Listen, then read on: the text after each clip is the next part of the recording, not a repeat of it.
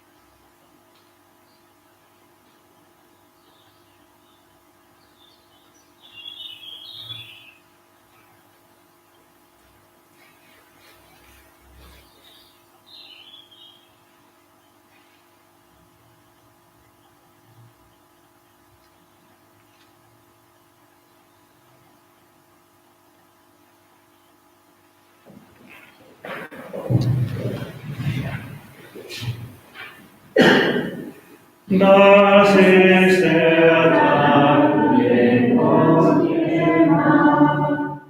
Er freut ihn alle Weltgebracht.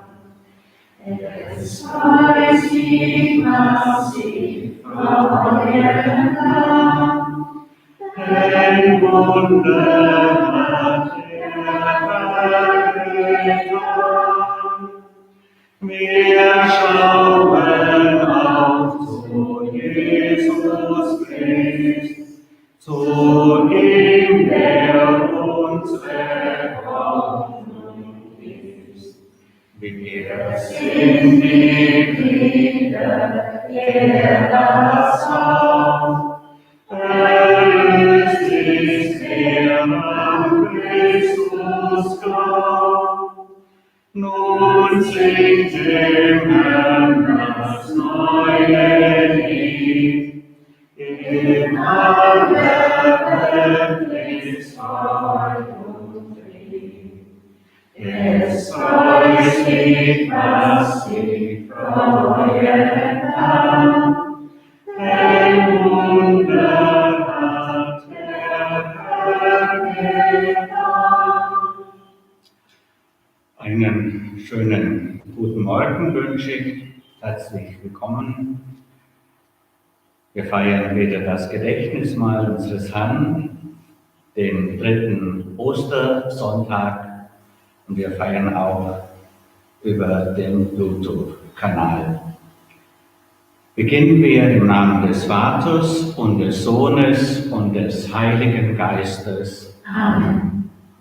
Der auferstandene Herr sei mit euch. Und mit deinem Geiste. Christsein heißt zuallererst, eine Beziehung zu haben zu dem, der am Kreuz getötet wurde, aber am 3. Tag auferstanden ist. Zu unserem Herrn Jesus Christus. Wir glauben, er ist unter uns gegenwärtig. Wir dürfen ihm in dieser Feier begegnen. Wir haben heute auch ein gedenken. Wir nehmen den Miroslav Christian mit in diese Feier.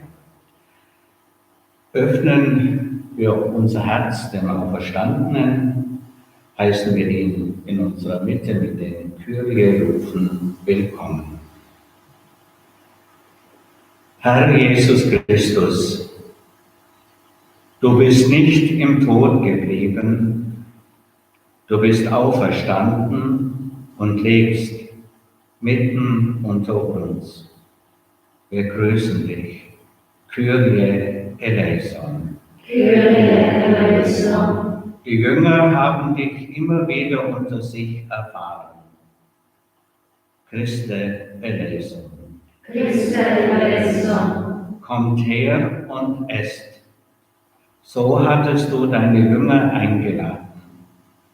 In der Feier des Brotbrechens dürfen wir dich ganz in uns aufnehmen. Kyrie eleison. Kyrie eleison. Der Herr nehme alles Trennende und Belastende von uns, vor allem Sünde und Schuld, damit wir mit frohem Herzen jetzt hier sein können und diese Feier begehen. Amen. Singen wir zum Gloria, zur Ehre Gottes, gelobt sei Gott im höchsten Dom. 328.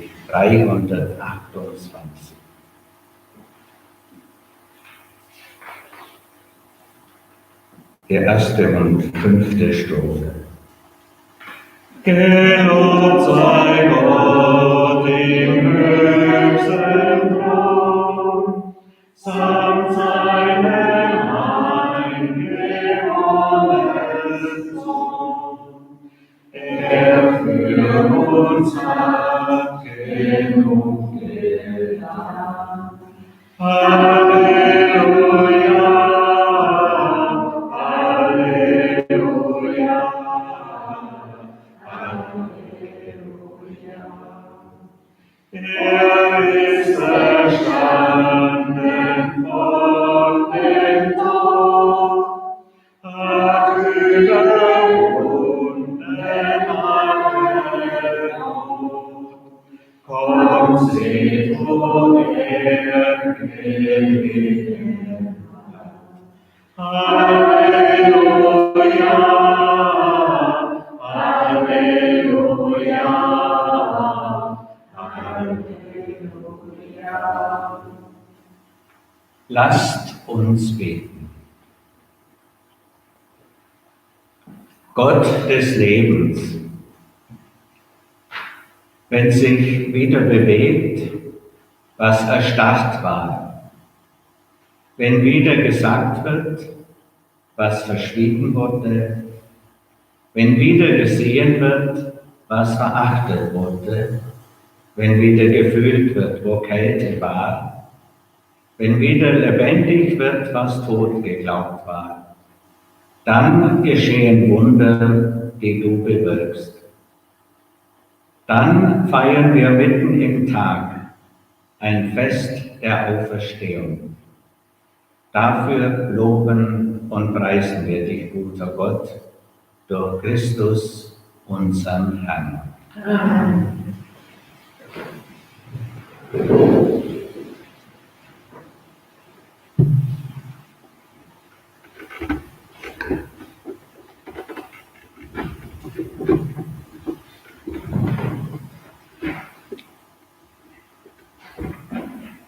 Lesung aus der Apostelgeschichte. Am Pfingsttag trat Petrus auf, zusammen mit den 11. Er erhob seine Stimme und begann zu reden. Ihr Juden und alle Bewohner von Jerusalem, dies sollt ihr wissen. Achtet auf meine Worte. Jesus, der Nazaräer, einen Mann, den Gott vor euch beglaubigt hat, durch Machttaten, Wunder und Zeichen, die er durch ihn in eurer Mitte getan hat, wie ihr selbst wisst.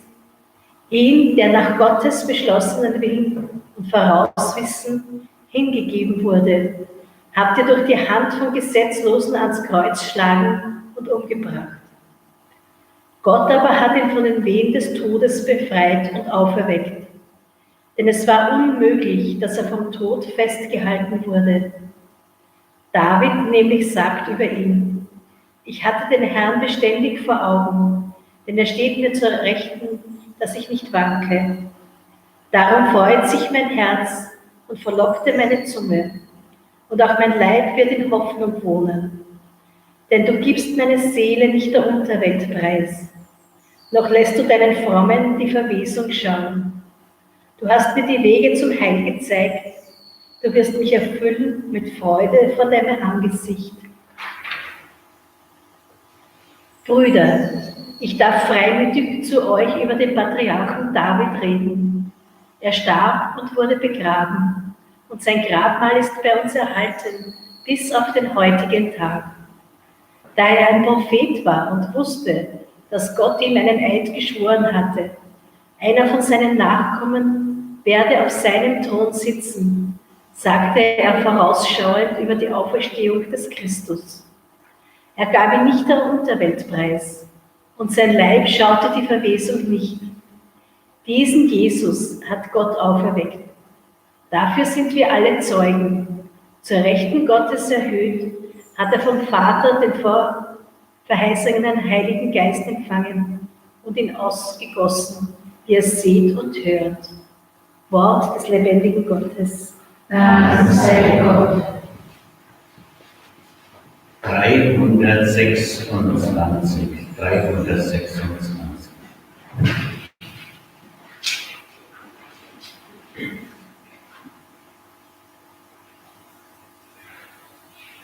Wir wollen alle fröhlich sein in dieser österreichischen Zeit, denn unsere Heimat uns bejaht. Halleluja, Halleluja, Halleluja. Halleluja, gelobt sei Christus Mariensohn. Es ist der Stein, der gestorben ist, in sein Heiliges in allem ist. Halleluja, Halleluja, Halleluja. Gott sei Christus Mariensohn.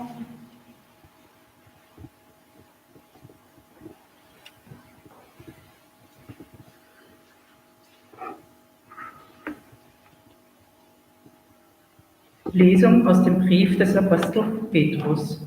Schwestern und Brüder, wenn ihr den als Vater anruft, der jeden ohne Ansehen der Person nach seinen Tugenden beurteilt, dann führt auch, solange ihr in der Fremde seid, ein Leben in Gottesfurcht.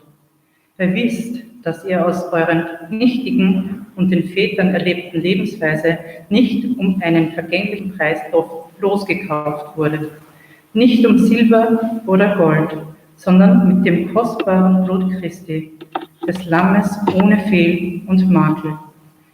Er war schon vor Grundlegung der Welt dazu ersehen, und euretwegen ist er am Ende der Zeit erschienen. Durch ihn seid ihr zum Glauben an Gott gekommen, der ihn von den Toten auferweckt und ihm die Herrlichkeit gegeben hat, sodass ihr an Gott glauben und auf ihn hoffen könnt. Wort des lebendigen Gottes. Dank sei Gott. 333.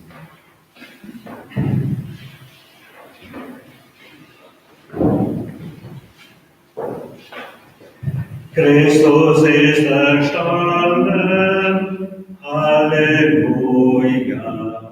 Er hat den Tod bezwungen, Halleluja.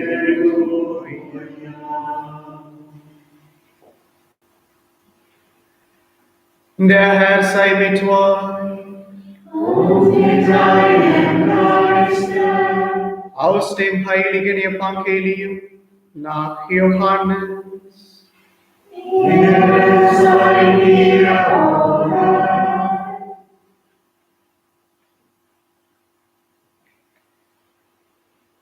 In jener Zeit offenbarte sich Jesus den Jüngern noch einmal am See von Tiberias und er offenbarte sich in folgender Weise.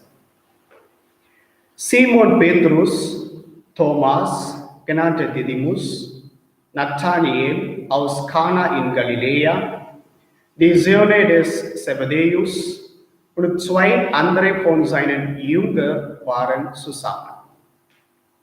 Simon Petrus sagte zu ihnen, ich gehe fischen. Sie sagten zu ihm, wir kommen auch mit. Sie gingen hinaus und stiegen in das Boot. Aber in dieser Nacht fingen sie nichts. Als es schon Morgen wurde, stand Jesus am Ufer.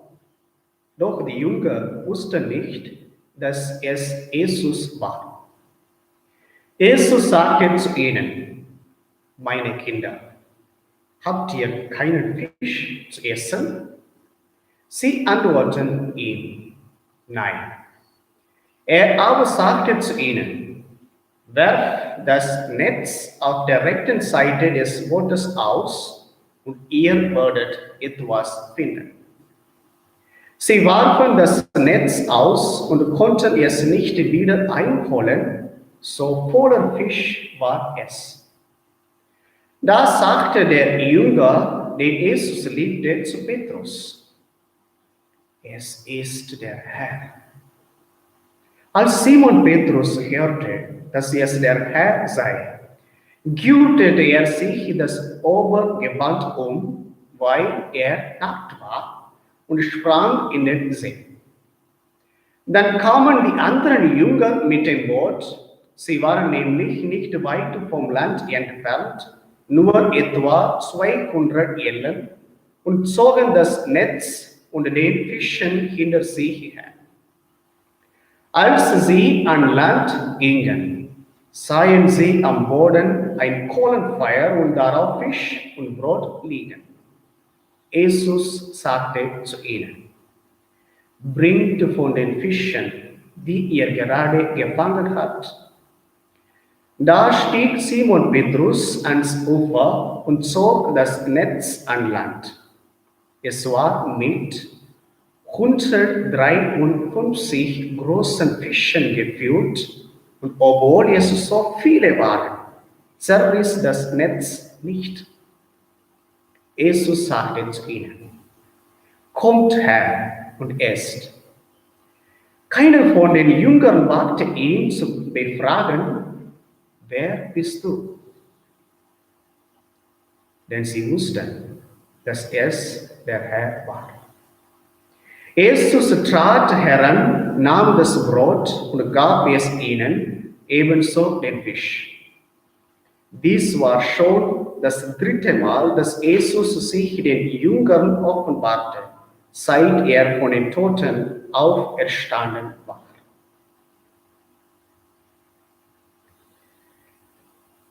Evangelium unseres Herrn Jesus Christus.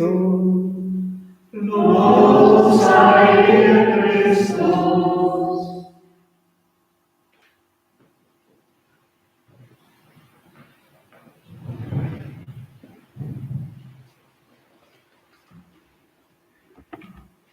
Liebe Schwestern, liebe Brüder, was die Jünger auf dem See Genezareth erlebten, kennen wir alle. Wir mühen uns ab, doch vergeblich. Alles umsonst, kein Erfolg. Das frisch geputzte Haus ist im Nu wieder schmutzig. Bei der Arbeit habe ich viel Kraft in ein neues Projekt investiert. Der Auftrag platzt.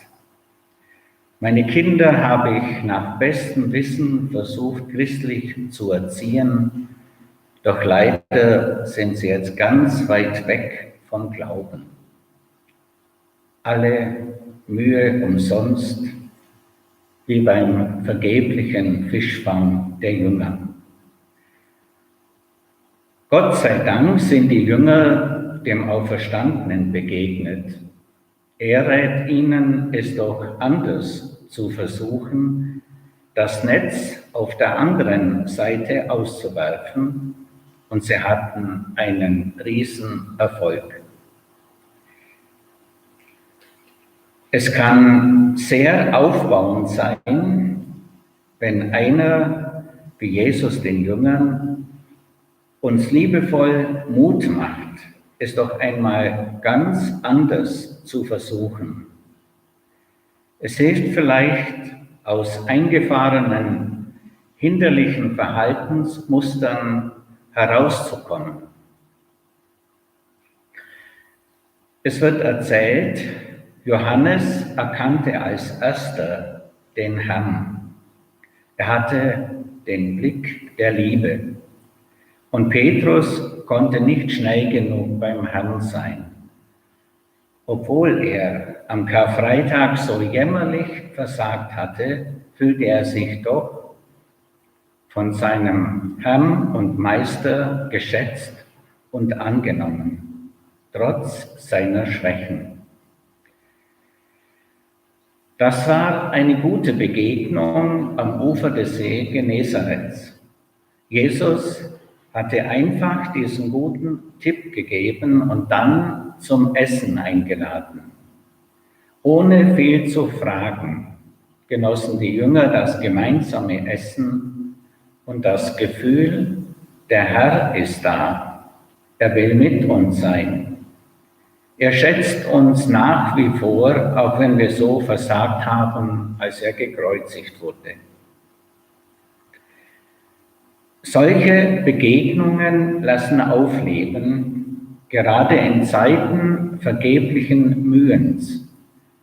Vielleicht entdecke ich durch sie eine neue, ganz andere Weise, etwas anzupacken. Es ist immer gut, sich gut zu begegnen und sich gegenseitig zu schätzen. Perfekt ist kaum einer und braucht es auch nicht zu sein.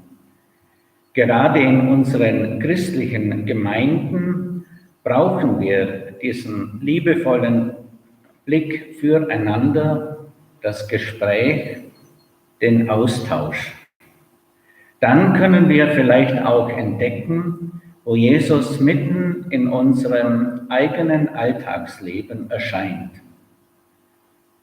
Vielleicht müssen wir zuerst manche feste Vorstellung loslassen, zum Beispiel die Meinung, ich könne Gott nur im Gebet und nur im Gottesdienst begegnen oder in Sternstunden des Lebens oder manchmal in Krisen, in denen uns ein anderer zum Engel wird. Jesus auch im Gewöhnlichen, Unscheinbaren zu finden, dafür lässt sich eine offene Haltung einüben und den Blick schärfen. Für die Jünger war es schon das 3. Mal, dass Jesus ihnen erschienen ist. Auch für uns ist gewiss, er kommt immer wieder, mehr noch. Er ist immer schon da, mitten in unserem Alltag.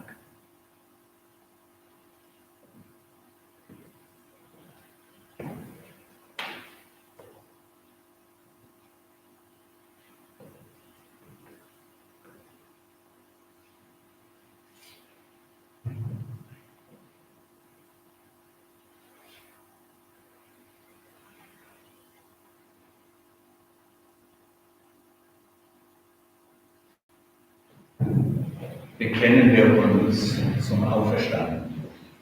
Ich glaube an Gott, den Vater, den Allmächtigen, den Schöpfer des Himmels und der Erde, und an Jesus Christus, seinen eingeborenen Sohn, unseren Herrn, empfangen durch den Heiligen Geist, geboren von der Jungfrau Maria, gelitten unter Pontius Pilatus, gekreuzigt, gestorben und begraben, hinabgestiegen in das Reich des Todes, am dritten Tage auferstanden von den Toten, aufgefahren in den Himmel, er sitzt zur Rechten Gottes, des allmächtigen Vaters, von dort wird er kommen, zu richten die Lebenden und die Toten.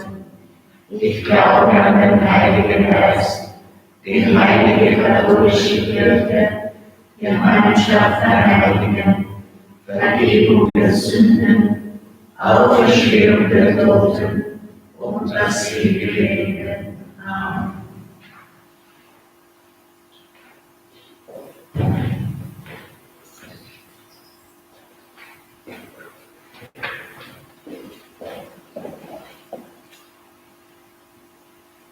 Jesus Christus, unser Freund und Bruder, du bist mit deiner Kirche auf dem Weg, begegnest ihr und nährst sie. Wir bitten dich. Doch in dieser Nacht fingen sie nichts. Gib, dass deine Kirche nicht nur in Zahlen rechnet, sondern auch versucht, dem Wirken deines Geistes auf der Spur zu sein.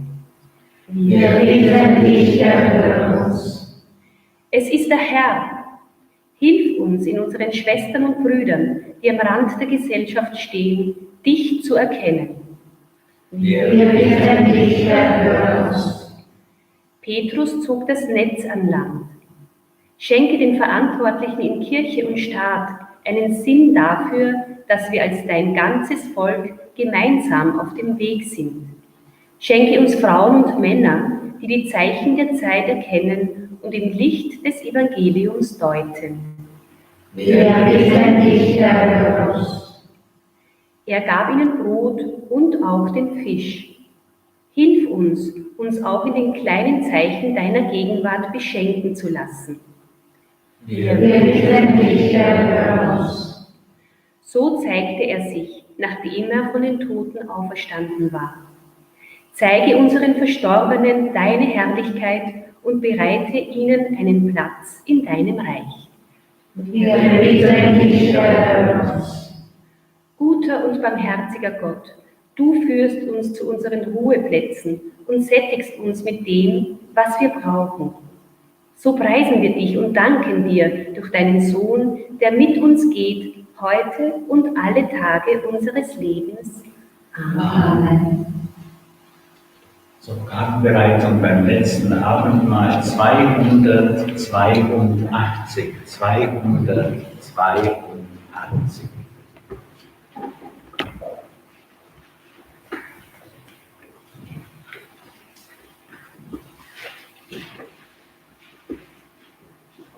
Beim letzten Abendmahl, die Nacht vor seinem Tod, nahm Jesus in den Saal, noch Dankbarkeit und Brot, dem Schwachen im Essen, das ist mein Fleisch, mein Blut, damit ihr nie vergessen, was meine Liebe tut. Damit er nicht zu stellen, aus liebevollen Sinn, dabei uns zu erhöhen, sich selbst zum Opfer hin. Oh, lasst uns ihm ein Leben von jeder Sünde rein, ein Herz ihm ganz ergeben, zum Dankesopfer.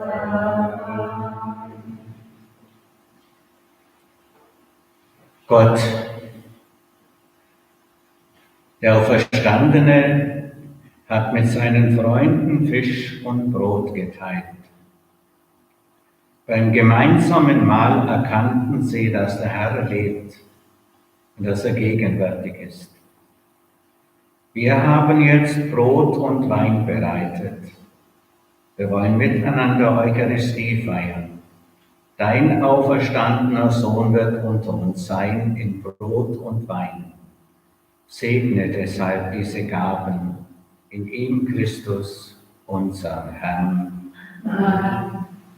Zum Sanctus 388. 388. Der Herr sei mit euch. Und in deinem Geiste. Erhebet die Herzen. Wir haben sie beim Herrn. Lasset uns danken dem Herrn, unserem Gott. Das ist würdig und recht. In Wahrheit ist es würdig und recht, dir, Vater, in diesen Tagen freudig zu danken, da unser Herr Christus vom Tode erstanden ist. Denn einmal geopfert stirbt er nicht wieder, sondern lebt auf ewig, als das Lamm, das geschlachtet ist. Durch ihn preisen wir dich in österlicher Freude und stimmen mit ein in das Lob deiner Herrlichkeit. Heilig, heilig, heilig, heilig ist der Herr. Heilig, heilig, heilig, heilig ist nur er liebe Amen. Er liebe ewig ist und alle seine Liebe.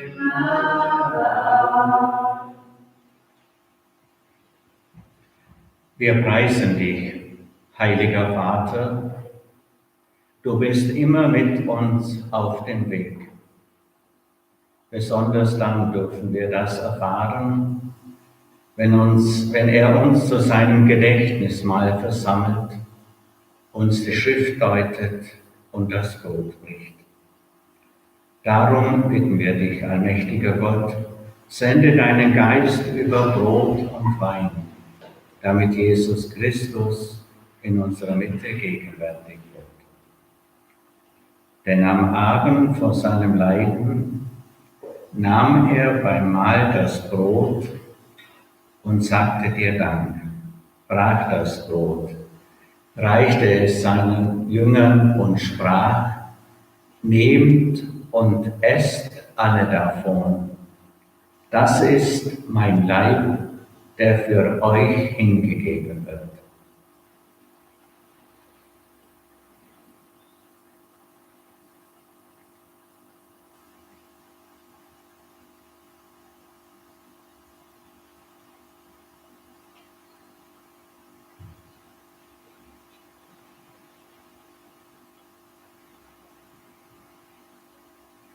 Ebenso nahm er den Kelch mit Wein, dankte wiederum, reichte den Kelch seinen Jüngern und sprach: Nehmt und trinkt alle daraus. Das ist der Kelch des neuen und ewigen Bundes, mein Blut, das für euch und für alle vergossen wird zur Vergebung der Sünden. Tut dies zu meinem Gedächtnis.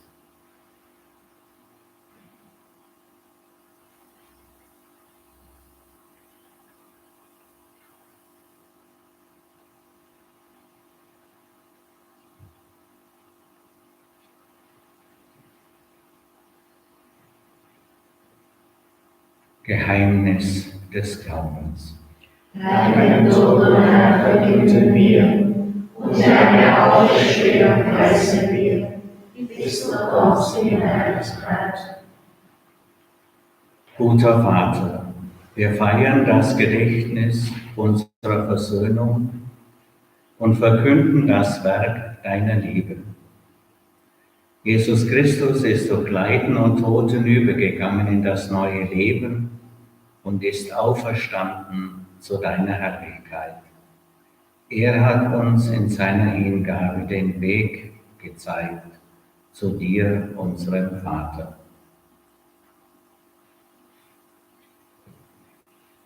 Barmherziger Gott, schenke uns den Geist der Liebe, den Geist deines Sohnes. Stärke uns durch seinen Leib und sein Blut und erneuere uns nach seinem Weg. Segne unseren Papst Franziskus und unseren Bischof Christoph. Lass alle Glieder der Kirche die Zeichen der Zeit verstehen und in der Treue zu deinem Evangelium wachsen. Mache uns offen für die Menschen um uns, dass wir ihre Trauer und Angst, ihre Hoffnungen und Freuden teilen und ihnen den Weg weisen zum Heil. Vater, erbarme dich unserer verstorbenen Brüder und Schwestern, die im Frieden Christi heimgegangen sind.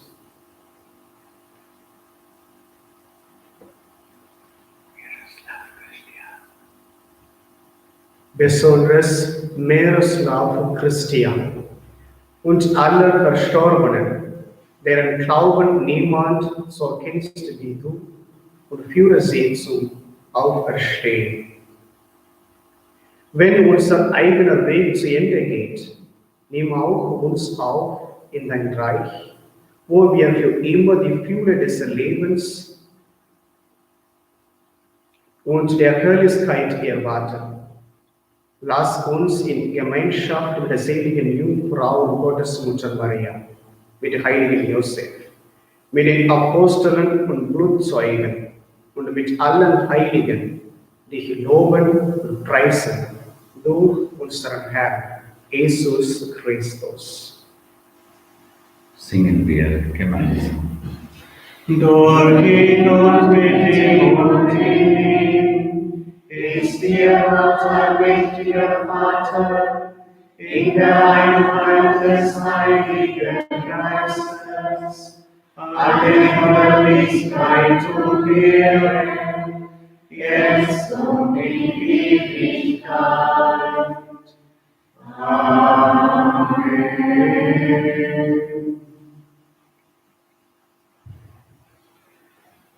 Der Vater im Himmel verbindet uns zu einer großen Gemeinschaft. Wir sind seine Kinder. Und beten wir zu unserem guten Vater. Vater unser im Himmel, geheiligt werde dein Name, dein Reich komme, dein Wille geschehe, wie im Himmel so auf Erden. Unser tägliches Brot gib uns heute und vergib uns unsere Schuld, wie auch wir vergeben unseren Schuldigen. Und führe uns nicht in Versuchung, sondern erlöse uns von dem Bösen. Denn dein ist das Reich und die Kraft und die Herrlichkeit in Ewigkeit. Amen. Herr Jesus Christus, schau nicht auf unser Versagen, sondern auf den Glauben deiner Kirche und schenke uns allen Einheit und Frieden. Der Friede des Herrn sei alle Zeit mit euch. Und in deinem Herzen.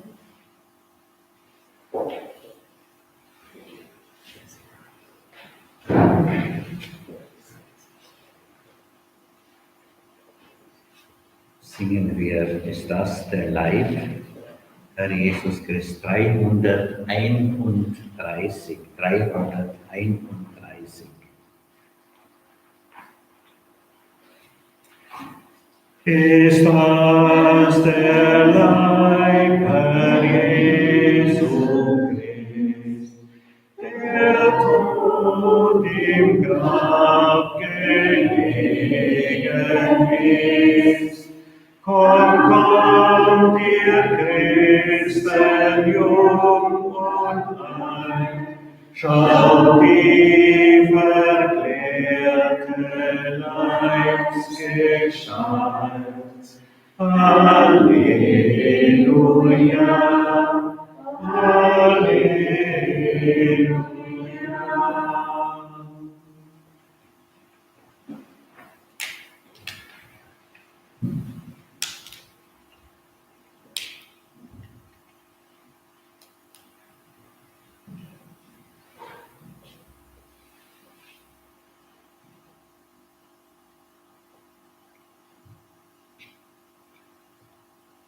Seht Christus, den auferstandenen Herrn, in unserer Mitte.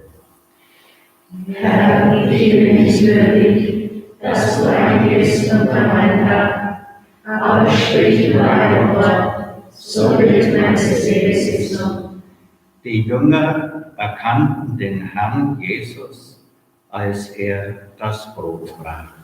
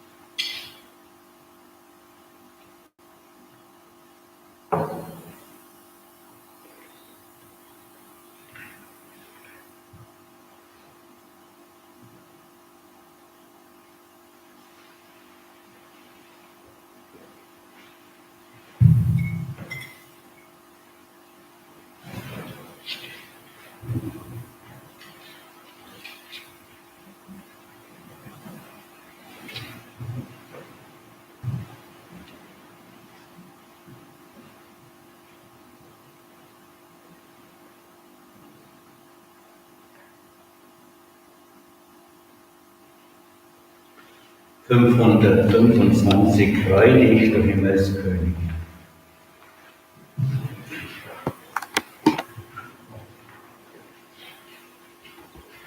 Freu dich, du Himmelskönigin, freu dich, Maria, freu dich, das heilige Kind.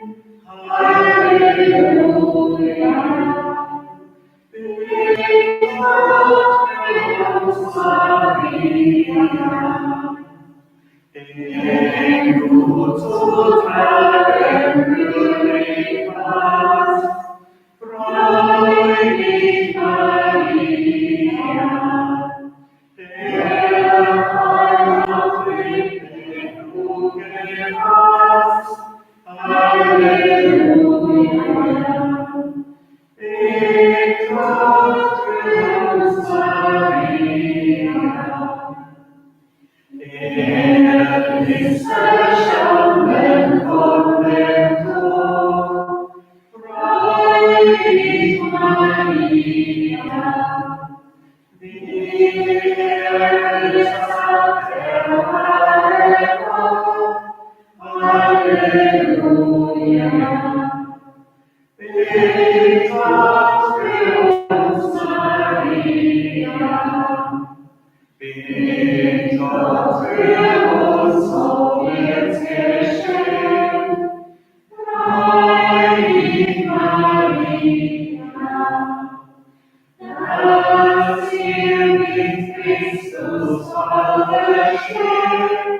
Halleluja.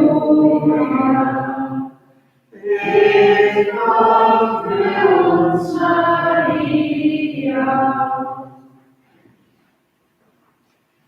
Lasst uns nochmals beten.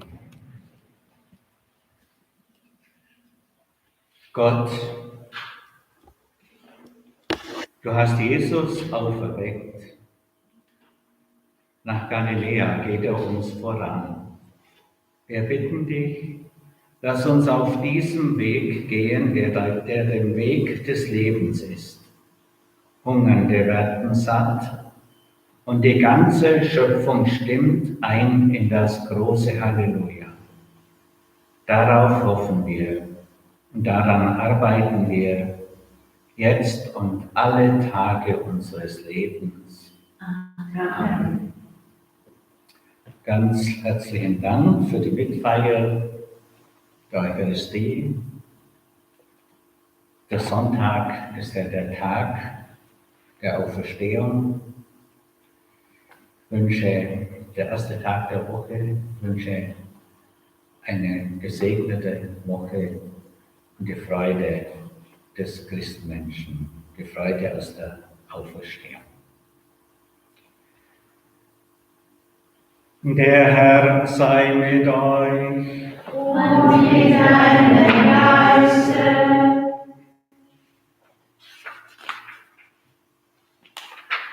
Der gute Gott hat uns durch die Auferstehung seines Sohnes aus Sünde und Tod befreit.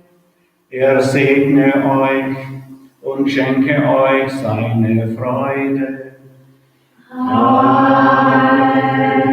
Und Christus, mit dem wir auferstanden sind durch den Glauben, bewahre in euch die Gabe der Erlösung. Amen. Gott hat uns in der Taufe angenommen als Kinder seiner Gnade. Er schenke euch das verheißene Erbe. Amen. Das gewähre euch der dreieinige Gott, der Vater und der Sohn und der Heilige Geist. Amen. Gehet hin in Frieden. Halleluja. Halleluja.